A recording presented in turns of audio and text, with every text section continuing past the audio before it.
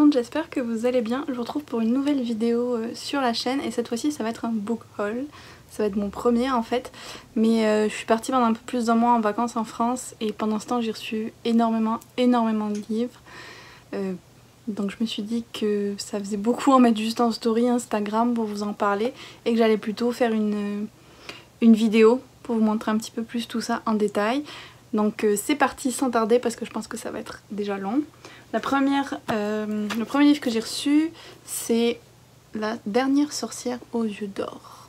Donc le premier tome, Apprenti, de Lily Davigny, c'est des éditions Inceptio. Et on va lire ensemble le résumé parce que je me souviens plus. La légende prétend qu'il existait un monde merveilleux, un lieu magique où humains et créatures surnaturelles vivaient en paix. Un clan de puissantes sorcières aux yeux d'or y maintenait l'équilibre, jusqu'à ce qu'un mage au cœur aussi sombre que l'obsidienne le décime lors d'une nuit sanglante. L'harmonie rompue, le monde bascula dans le chaos. Le mal y règne désormais en maître, obligeant les êtres magiques à se cacher et les humains à se battre pour leur survie. Mais l'espoir revint lorsque l'oracle prédit le retour des sorcières aux yeux d'or, car l'une d'elles avait survécu au massacre, une jeune fille prénommée Elena. Ça a l'air super mystérieux, exactement le genre de lecture que j'aime.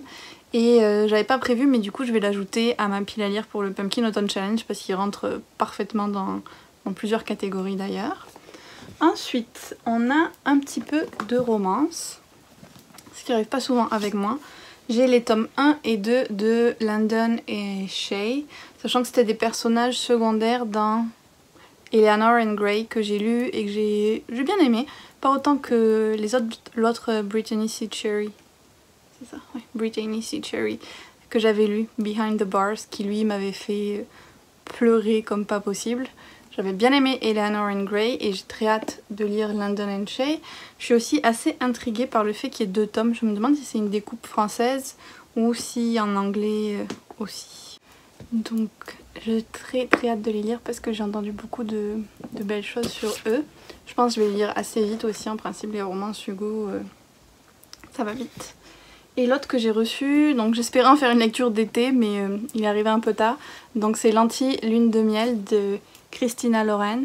Et je l'ai ajouté lui à ma pile à lire pour le Pumpkin Autumn Challenge dans la catégorie Feel Good je pense. Donc j'adore la couverture qui ne fait plus du tout automnale mais c'est pas grave, je vais le lire en octobre. Après j'ai 3 copies avancées en anglais. Alors le premier c'est Beautiful Wild de Anna Godbersen. Désolée. Elle a fait la trilogie Luxe. Je sais plus comment ils ont été traduits en français mais c'est un peu comme Gossip Girl historique. J'avais pas été hyper fan. J'ai pas choisi de recevoir celui-là, c'était comme dans un pack surprise. Donc je suis pas non plus sûre de ce que je vais en penser. Mais c'est un truc qui compare ça à Kiera Cass, Catherine McGee, qui si je me trompe pas écrit American Royals, je crois que c'est elle. Donc c'est encore une fois dans la haute société, des histoires de scandales et tout ça. Je vous cacherai pas que je suis pas hyper emballée et que je suis pas sûre à 100% que je vais le lire vu que c'est pas un livre que j'ai demandé. On verra. On verra. Par contre celui qu'ils m'ont envoyé avec et que j'ai trop envie de lire, c'est Ground. Je vous en parle dans ma vidéo pile à lire du Pumpkin Autumn Challenge. Donc c'est une jeune fille noire qui va se réveiller sans aucun souvenir et qui va être accusée du meurtre de son producteur de musique. En résumé, j'en ai entendu énormément de bien et j'ai très hâte de lire celui-là par contre. Et le dernier, c'est un autre que j'avais pas demandé et que je suis pas sûre de lire non plus, c'est Early Departure. Oh, le facteur vient de passer. Si ça se trouve, je vais avoir un autre livre à vous présenter pour le book haul. Je vais voir ça, je reviens. Donc oui, je vais avoir des livres en plus, je pense, à vous montrer que je viens de recevoir. Donc où j'en étais, ah oui, Early Departures de Justin A. Reynolds. Alors, pourquoi est-ce que je suis pas sûre de le lire? Parce que j'ai lu son autre livre qui était The Opposite of Always, qui était une romance contemporaine, et j'avais pas été hyper fan. J'avais pas trouvé ça mauvais mais j'avais pas été hyper fan. Donc dans Early Departures, il y a un garçon dont le meilleur ami meurt et il y a une nouvelle technologie qui permet de le ramener pour 24 heures sauf qu'il sait pas qu'il est mort et il sait pas qu'il y a eu des conflits entre eux, il se souvient pas de tout ça. Donc le personnage va essayer de renouer avec son ami pendant ces 24 heures, en sachant qu'il lui reste que 24 heures à vivre, mais celui qui est mort ne sait pas qu'il a que 24 heures à vivre, qui lui ont été redonnées en fait. Donc c'est leur histoire à tous les deux et comment ils vont relier d'amitié. Je suis pas hyper fan du concept à la base, ce genre d'histoire, genre les personnes qui reviennent à la vie mais pour une période limitée de temps et tout ça. Donc je sais pas. Je vais peut-être essayer quand même, mais en même temps j'avais pas été fan de son autre livre, donc j'hésite beaucoup. On verra si j'ai le temps de le lire ou pas. Ensuite, j'ai reçu 2 autres livres que j'avais trop hâte de recevoir. Le premier c'est The Invisible Life of Addie LaRue de V. Schwab, donc le service presse. J'ai déjà lu en e-book la copie avancée sur NetGalley il y a plusieurs mois. J'avais adoré ce livre, j'ai trop hâte qu'il sorte et je vais m'acheter la copie finie aussi. C'est mon V. Schwab préféré jusqu'à maintenant. En fait, c'est l'histoire d'une jeune fille française au XVIIIe siècle, j'étais plus sûre du siècle, qui va faire un pacte avec le diable, en tout cas un être surnaturel qui fait des pactes avec les gens et qui va en gros passer un accord pour pouvoir vivre éternellement, mais les gens ne se souviennent plus d'elle. Dès qu'elle sort d'une pièce, la personne avec qui elle était dans la pièce oublie qui elle était complètement. Donc vous comprendrez bien que c'est compliqué de créer des relations dans ces circonstances-là. Donc on va suivre sa vie et on va suivre sa rencontre avec un jeune homme qui, on ne sait pas pourquoi ni comment, va se souvenir d'elle. Et donc on va explorer leur relation et comment ça se fait que lui arrive à se souvenir d'elle. Et j'ai tellement aimé ce livre, il est vraiment exceptionnel. C'est pas un livre qui est comme super dans l'action et tout ça, mais qu'est-ce qu'il est bien écrit et beau, et vraiment j'ai adoré et j'espère que tout le monde va l'adorer aussi. L'autre que j'avais très envie de recevoir, il s'agit du dernier Christopher Paolini, celui qui a écrit Eragon, et là on est dans de la science-fiction adulte avec un groupe de scientifiques qui vont en fait explorer des planètes pour voir si elles pourront devenir des colonies pour les terriens et tout, et ils vont entrer en contact avec une espèce extraterrestre et ça va pas très bien se passer. Donc j'ai commencé à le lire, je pense j'en suis à peu près à la page 150 et il y a 900 pages, donc j'en ai pour un petit moment, mais pour le moment j'aime beaucoup. Après ça, on a... Ah oui, on va prendre ceux-là parce que ça me donnera l'impression d'en faire beaucoup d'un coup. J'ai reçu tous les tomes qui me manquaient, donc tous les tomes sauf le premier, de The Ancient Magus Bride, qui est un manga qui est très connu mais que je n'ai découvert que récemment. Donc avec une jeune fille magique qui est vendue comme esclave et qui se fait acheter par un mage qui va en faire son apprenti et qui veut aussi l'épouser. Donc oui, dit comme ça, c'est un peu glauque, je vous l'accorde. Mais le premier tome était vraiment très bien, j'avais adoré l'univers et les personnages. J'ai hâte d'en découvrir plus et je vais me régaler de lire tout ça. Pareil, je pense que je vais réussir à les faire rentrer dans le Pumpkin Autumn Challenge.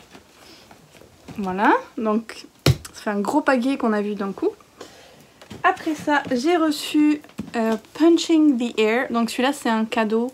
En fait, je l'ai gagné en concours en participant à une conférence Zoom, en gros. Ça, c'est l'histoire de... Je vous en ai parlé aussi dans la vidéo du Pumpkin Autumn Challenge. Je vous avais dit que je me souvenais plus du nom du truc et je m'en souviens toujours pas. Mais en gros, c'est 5 jeunes hommes noirs qui ont été accusés d'agression sexuelle il y a longtemps à Washington, il me semble. Au final, ils ont été reconnus innocents, mais ils ont passé du temps en prison avant ça et tout. Et donc, un de ces 5 jeune homme, qui est un homme adulte maintenant, a écrit cette histoire avec une autrice noire également, et c'est l'histoire d'un jeune homme qui est un artiste mais qui n'arrive pas à, on va dire, rentrer dans le moule de la société avec l'école et tout ça, et qui va se faire arrêter pour un crime qu'il n'a pas commis et qui va réussir à, on va dire, retrouver foi dans la vie à travers son art. J'en ai entendu beaucoup de bien et j'ai hyper hâte de le lire. C'est un livre en vers libre également et j'ai découvert ça cette année et je suis très fan de ce format. Alors, j'en ai reçu 2. Je sais pas pourquoi ils ont eu des problèmes avec leur entrepôt. J'ai reçu d'autres livres qui avaient rien à voir, genre des livres pour les enfants de 2 ans ou 3 ans. De leur part, c'était HarperCollins Teen, Young Adult. Je sais pas ce qui s'est passé, mais donc j'en ai reçu 2. Voilà. Je vais donner une copie à une de mes amies qui a déjà lu le livre et qui l'a adoré. Elle l'avait lu en livre audio, elle. Donc voilà. Le prochain livre que je veux vous montrer, c'est un livre que je me suis acheté qui est auto-édité. Donc ça, c'est très rare que je me prenne des livres auto-édités. Mais celui-là m'intriguait vraiment beaucoup. Plus, il a été recommandé par plusieurs personnes sur Instagram que je suis. Et il s'agit des Tribulations de Lady Eleanor Grant. Donc le premier tome, La Reine d'Égypte. La première reine. Je ne sais pas lire. C'est pas grave. Je vais vous lire le résumé, ce sera plus facile. Donc 1910, après des années d'un mariage désastreux, Lady Eleanor Grant est enfin libre de mener sa vie comme elle l'entend. Grande amatrice d'égyptologie, elle décide de se rendre dans ce pays qu'elle a si souvent fantasmé, l'Égypte. Là-bas, elle va faire la connaissance de Karl Schaffenberg, un éminent professeur allemand. À eux deux, ils décryptent de vieux parchemins trouvés dans la tombe d'un grand prêtre, qui leur révèle une fantastique découverte. Une nouvelle reine d'Égypte, Nitétis, inconnue jusqu'alors, vient complètement bouleverser l'ordre dynastique. Lors de cette enquête, Eleanor est amenée à recroiser la route du brillant gallois Warren Crowley. Intrigué, ce dernier se laisse entraîner par cette étrange aventure et se révèle être un précieux allié pour suivre les traces de cette reine oubliée. Mais pourquoi n'a-t-on jamais entendu parler de Nitétis? Qu'a-t-elle donc fait pour subir la damnatio memoriae? Parfois, certains secrets bien gardés devraient le rester. Un mystère en Égypte avec un personnage principal féminin qui a l'air de vouloir son indépendance à une époque où c'était pas facile pour les femmes. C'est tout ce que j'aime, c'est tout ce que je veux et j'ai hyper hâte de le lire, celui-là aussi.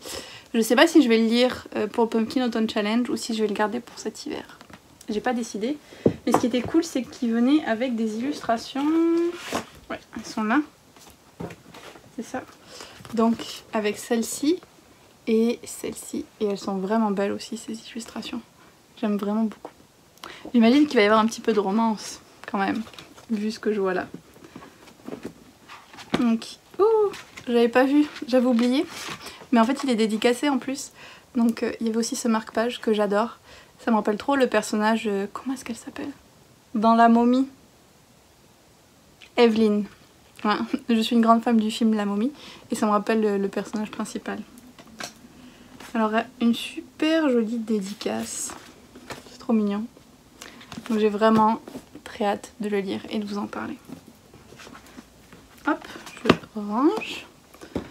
Après, qu'est-ce qu'on a? J'ai reçu beaucoup de livres de la boîte de diffusion qui est un distributeur ici. Le premier, c'est le deuxième tome des Salauds gentilshommes de Scott Lynch. Donc lui, c'est des Horizons rouge sang. Parce que je vous en ai parlé dans ma vidéo sur les pirates, je crois. Donc comme vous voyez, j'ai pas encore eu le temps de le lire, vu que je viens de revenir. Mais je vais le faire très rapidement, donc au mois d'octobre. Celui-là aussi, je vais réussir à le casser dans le Pumpkin Autumn Challenge, je pense. Donc en fait, dans le premier tome, on suit une bande d'escrocs un peu à la Ocean 11 qui font des gros coups et tout ça, super organisé. Ça tourne mal pour eux, mais c'est très divertissant à lire quand même. Et là, dans le deuxième tome, ils ont donc fui la ville où ils étaient parce que... voilà, ça s'est très mal passé. Et là, ils vont se retrouver à monter des coups encore. Et sauf qu'ils vont devoir être confrontés à une bande de pirates. Donc j'ai très hâte de me plonger là-dedans également. Je vous dis que j'ai hâte pour quasiment tous mes livres en fait. Mais en même temps, je les ai demandés. Donc c'est normal. Ensuite, on a Basilico, qui en fait justement en est un que je n'ai pas demandé. Je vous en ai parlé dans ma vidéo Pumpkin Autumn Challenge. Donc je vais pas trop vous en reparler ici, mais c'est une histoire de famille italienne qui se retrouve après la mort de la matriarche de la famille. Après on a deux BD d'Urban Link qui sont Wonder Woman et Supergirl, dont je vous ai aussi parlé dans ma vidéo du Pumpkin Autumn Challenge. Vous voyez, tous mes livres pour le Pumpkin Autumn Challenge, je les ai reçus ici pendant que j'étais en France. C'est pour ça que je vous avais montré juste des images. Donc voilà, les débuts de Supergirl et de Wonder Woman en BD, on va dire moderne entre guillemets. et je pensais pas qu'il serait aussi épais. Mais du coup j'ai encore plus hâte de le lire. Oh, j'adore Wonder Woman. Le Supergirl est un peu plus petit mais quand même plutôt pas mal comme format. Donc voilà. Après j'ai eu quelques BD. La première c'est Au-delà des étoiles qui en fait est fait par deux femmes québécoises. Donc ça c'est plutôt cool. Et c'est l'histoire d'un groupe de jeunes dans un... Comment est-ce qu'il dit ça? Un peu comme dans une banlieue en fait. Qui sont très différents mais qui se réunissent autour de leur amour de la danse. Donc voilà, on va découvrir un petit peu leur quotidien dans la danse et puis en même temps je pense les difficultés auxquelles ils ont à faire face à cause de leurs conditions de vie. Celui-là aussi, il est pour le Pumpkin Autumn Challenge. Une autre BD que j'ai reçue c'est Magic 7. Là c'est le tome 9 et j'ai pas lu les 8 premiers donc c'est un peu problématique. Mais je vais les lire. Et j'avais voulu recevoir cette BD en fait parce que c'est l'histoire de 7 adolescents avec des pouvoirs magiques très variés et qui donc vont devoir affronter des méchants comme dans à peu près toutes les BD où les gens ont des super pouvoirs. Mais c'est un format que j'aime beaucoup et c'est le type d'histoire que j'aime lire le plus souvent. Donc j'ai bien hâte de tester celui-là. Faut que j'arrête de dire que j'ai hâte, c'est pas possible, vous devez en avoir tellement marre. Je m'excuse. L'autre BD, je pense que c'est la dernière, c'est... Enfin c'est pas vraiment une BD. Est-ce que c'est une BD? Oui, c'est une BD. Donc c'est Dans la tête de Sherlock Holmes. Je suis hyper fan de la couverture déjà de base. Je trouve que ça va bien pour l'automne Sherlock Holmes. Je sais pas pourquoi je dis. Mais bon. En même temps Netflix doit être d'accord avec moi parce qu'ils viennent de sortir le film Enola Holmes. Et donc là, bien comme le titre le dit, on va se plonger dans la tête de Sherlock Holmes avec des petites enquêtes. Et j'ai essayé de vous montrer un petit peu... Le format est très original je trouve pour une BD, les planches aussi. Très très beau. Et je suis très curieuse de le découvrir. Vous voyez, j'ai pas dit hâte cette fois-ci, j'ai dit très curieuse. Je suis en train de les empiler sur ma chaise là, mais j'ai peur que ça finisse par me tomber sur la tête. Ensuite, qu'est-ce qu'on a? On a la trilogie des Templiers, le premier tome de Jack White. Je sais pas pourquoi lui je vous dis l'auteur, je l'ai dit pour aucun autre. On varie. Donc là c'est une fiction historique à l'époque des Templiers, donc autour des secrets des Templiers. À un moment j'étais hyper fan de tout ce qui touchait aux Templiers, incluant Benjamin Gates et le trésor des Templiers bien sûr. Et j'ai trouvé ça intéressant de me replonger là-dedans parce que c'était quelque chose que j'aimais beaucoup lire plus jeune quand je lisais plus de fiction historique. Donc on verra ce que celui-là donne. Et j'ai aussi reçu, je pense que c'est le dernier de la boîte de diffusion que j'ai à vous montrer, les 4 premiers tomes de La Roue du Temps de Robert Jordan. Je sais pas si vous avez vu sur Insta ou quoi, mais j'ai lu le tout premier tome que j'ai beaucoup aimé, qui est celui-là. Donc c'est de la fantasy adulte qui est, je pense que c'est sorti dans les années 90. J'ai pas envie de dire de bêtises, mais je pense...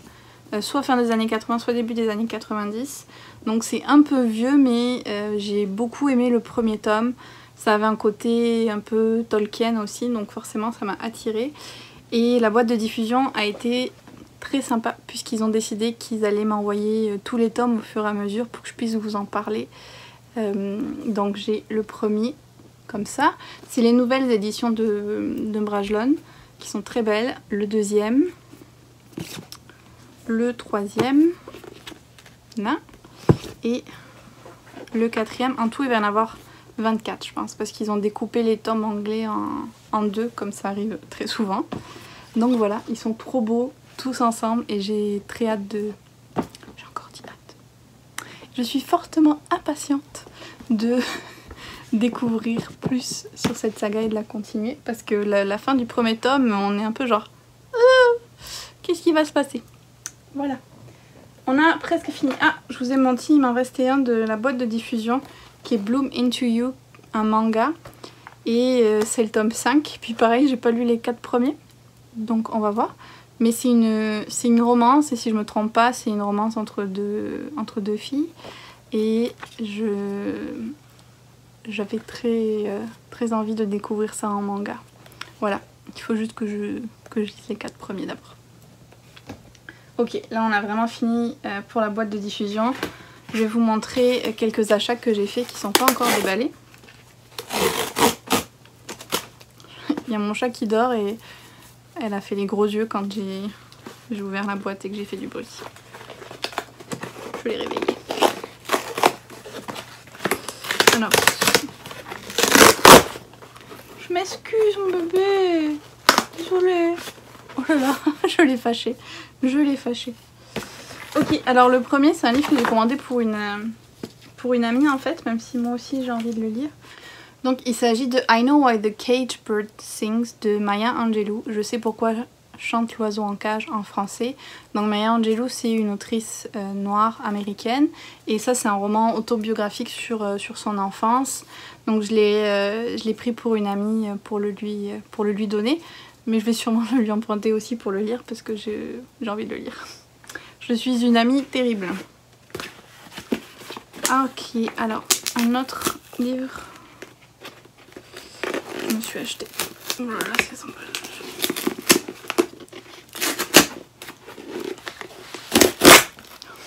Je fais trop peur à mon chat, la pauvre. Oh là là, je l'ai fait partir. Ouh. Ok, j'avais trop hâte de le recevoir lui. C'est... Je suis dégoûtée, il est un peu abîmé. J'adore ça quand on reçoit des livres abîmés. C'est parti. C'est Dear Justice de Nick Stone, donc la suite de Dear Martin que j'ai lu en juin je pense et que j'avais adoré. Donc là c'est un jeune garçon qui s'appelle Vernell qui a été accusé d'un crime et qui est emprisonné et c'est un ado quoi, je pense qu'il a 17-18 ans. Il a été emprisonné en attendant de son procès et puis il va écrire des lettres à Justice qu'on avait vu dans Dear Martin qui est donc aussi un jeune homme noir mais qui lui, on va dire c'est un jeune homme noir qui est resté en dehors de tout ce qui est gang de rue ou des ennuis de façon générale, qui a des super bonnes notes à l'école mais qui a quand même été victime de profilage policier et de beaucoup de racisme. Et lui, il va à l'université, donc Justice, et il y a ce jeune homme qui est emprisonné, avec qui il a passé son enfance, qui va lui écrire des lettres, en gros. Donc un livre qui parle encore une fois, comme le premier, de racisme, du système carcéral aux États-Unis, de la façon dont les jeunes hommes noirs sont trop facilement criminalisés aussi, et jugés coupables, disons, avant tout procès.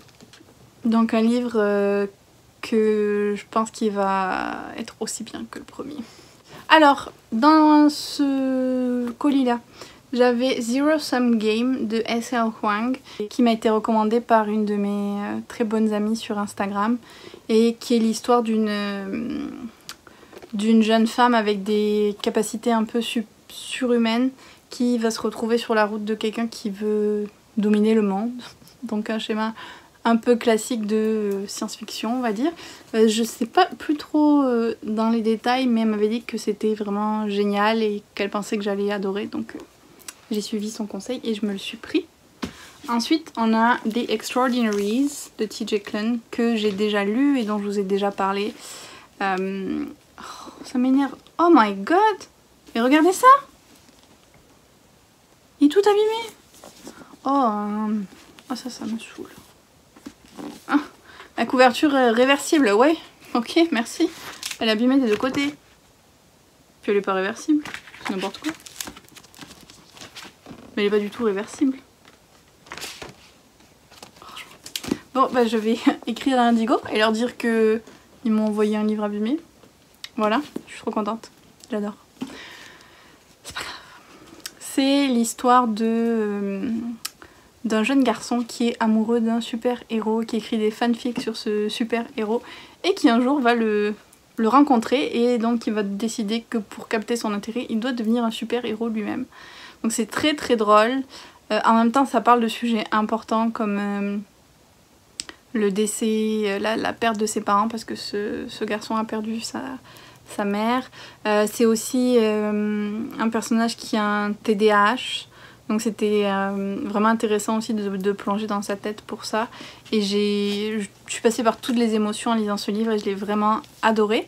Encore une fois, je passe par toutes les émotions avec ce livre parce que je suis dégoûtée que la couverture soit abîmée. Voilà, il m'a vraiment fait vivre toutes les émotions ce livre. Je l'ai lu en livre audio et j'avais beaucoup aimé, donc j'ai décidé de me prendre la copie physique aussi. Et le dernier qu'il y avait, c'est en fait un livre que j'ai aussi reçu plus tard de la part de l'éditeur, après l'avoir commandé. Donc je vais le renvoyer je pense. C'est Legendborn, dont je vous ai parlé dans ma vidéo du Pumpkin Autumn Challenge aussi. Donc je vais pas trop m'attarder là-dessus, mais c'était une des sorties que j'attendais plus cette année. J'ai trop hâte de le lire et je pense que je vais faire un vlog lecture spécial pour ce livre-là. Et donc on a le colis que j'ai reçu aussi pendant que j'étais pas là. Il est énorme. Oh là là, c'est trop génial, regardez ça. C'est trop beau. Vraiment. J'adore. Alors, on a le livre Legendborn qui est là. Ensuite, j'ai une copie avancée de These Violent Delights. Si je me souviens bien, c'est une réécriture de Roméo et Juliette, mais à Shanghai dans les années 20. Ouais, c'est ça, 1926. Et j'ai Magic Dark and Strange. Et j'ai aucune idée de ce que c'est. Lui, il est court. Ça, c'est bien. Et c'est sur une jeune fille qui a le pouvoir de réveiller les morts. Parfait pour octobre. Génial, je vais l'ajouter à mes lectures prévues. Il y a ensuite un petit truc pour se faire un chocolat chaud. Il y a... Qu'est-ce que c'est? Bon, il y a... Oh, c'est trop mignon! C'est pour mettre sa tasse dedans, pour la tenir comme pour pas se brûler et tout. Oh, j'adore! Ça fait trop longtemps que j'en voulais un. Et en dernier, on a une bougie Fall into Fantasy. Oh là là, elle sent trop bon. Elle sent la cannelle, la... Elle sent vraiment l'automne. Je sais pas si on voit... Non, il n'y a pas les ingrédients, mais elles sont hyper bon. Waouh, franchement, ils ont été trop gentils sur ce coup-là. C'est vraiment trop gentil ce qu'ils ont fait. J'ai pas l'habitude de recevoir des paquets comme ça, des maisons d'édition en anglais, donc je suis trop contente. Et il y a enfin les trucs que j'ai reçus aujourd'hui, qu'on va regarder ensemble. Cette vidéo fait déjà 10 heures, je m'excuse. J'avais des ciseaux, mais alors, où est-ce qu'ils sont maintenant? Alors ça, c'est apparemment un goodies en rapport avec Sky Hunter de Marilou qui va sortir. Je fais partie de la Street Team. Je sais pas si j'ai fait un super boulot avec ça, mais j'en fais partie. Alors, qu'est-ce qu'on a? Alors, ça commence mal pour moi parce qu'il dit si vous avez lu Sky Hunter, je l'ai pas encore lu, vous savez comme les strikers sont importants pour Mara. Ok, donc ce sont l'élite et les frontrunners. Je pense que c'est un truc de course de vaisseau, quelque chose comme ça, donc ça doit être une équipe. Et donc, on a... Ah, ben voilà, c'est mignon. Je pense qu'il est... Oh, qu'est-ce que c'est, mon Dieu. Peut-être que si j'avais lu le livre, je saurais ce que j'ai entre les mains. Qu'est-ce que c'est? J'ai envie de dire c'est un masque. Mais c'est peut-être parce qu'on porte toujours des masques. Je sais pas, attendez, on va voir. Franchement, est-ce que vous pensez que c'est un masque ou c'est moi qui me fais des films à cause du Covid? Ça pourrait être un masque. C'est sûrement un masque. Qu'est-ce que c'est d'autre?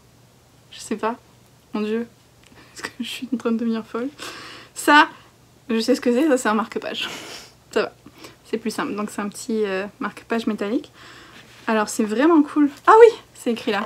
C'est un masque Sky Hunter. Donc, je suis pas en train de virer folle à cause du Covid. C'était bien un masque.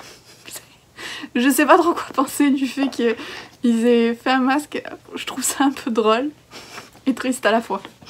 En tout cas, c'est un masque et un marque-page. C'est vraiment sympa à eux d'envoyer ça. Et donc, pour finir ce book haul, J'ai 3 mangas à vous montrer. Alors, ça c'est les deux pas du tout. Les 2 derniers tomes de l'Atelier des Sorciers qui manquaient, donc le tome 5 et le tome 6. Et j'ai aussi pris, donc celui-là c'est parce que j'ai vu la vidéo recommandation manga de Joël, que je vous mettrai en barre d'infos, si j'y pense. Je vais essayer d'y penser. Et donc j'ai pris ce manga-là, qui est de Yu Watadze, qui a écrit Alice 19th, que j'aime beaucoup, qui a écrit aussi, si je me trompe pas, Fushigi Yuki, que j'ai ici et que je veux lire. Donc j'aime bien cette mangaka. Dans ma tête c'est une femme, ça se trouve c'est pas une femme. Si c'est une femme, ok, j'ai eu un doute. Donc dans ce manga, on a une jeune fille qui va commander l'amoureux idéal, en fait, qui va être un robot avec qui ressemble physiquement à un être humain.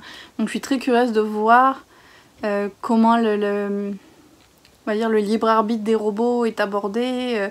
Comment est-ce qu'on peut dire qu'un robot pourrait être amoureux, ou est-ce que c'est pas du tout dans ce sens-là et que c'est juste elle qui pourrait tomber amoureuse du robot. Enfin, je suis très curieuse de découvrir comment tout ça va se passer dans le manga. Et voilà, j'ai fini cette vidéo. Je vois qu'elle fait déjà 40 minutes. J'espère qu'en l'éditant ce sera moins lent. Puis j'espère qu'elle vous a plu. Dites-moi comme d'habitude si vous avez aimé, s'il y a des livres que je vous ai montrés qui vous intéressent et tout ça. Et puis moi je vous retrouve très bientôt pour une autre vidéo. Bye bye!